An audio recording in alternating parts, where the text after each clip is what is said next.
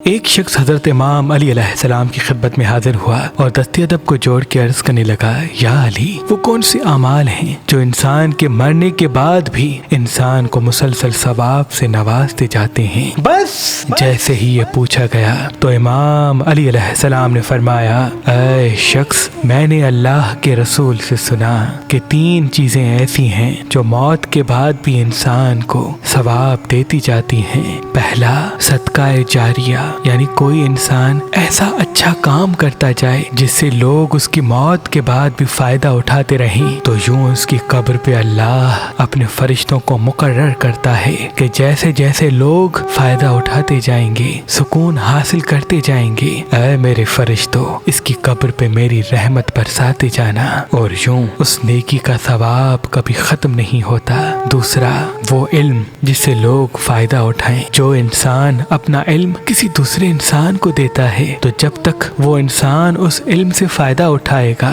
یا وہ علم کسی دوسرے کو دے گا، اس کے ثواب کا حصے دار وہ مرا ہوا انسان بھی ہوگا۔ اور تیسرا، نیک اولاد جو اس کے لیے دعا کرے۔ یاد رکھنا، جو انسان اپنی اولاد کی ایسی اچھی پرورش کرے کہ وہ دنیا اور معاشرے کو بہتر بنانے کی کوشش میں مگن ہو، یا اس کی قبر پہ آ کے دعائے مغفرت مانگتی ہو یا نیک اعمال کرتی ہو، تو جب تک وہ اولاد نیک اعمال کرتی جائے گی، اس ثواب کا نور اس کی والدین کی قبر پہ بھی برسے گا، والدین کی قبر پہ بھی برسے گا۔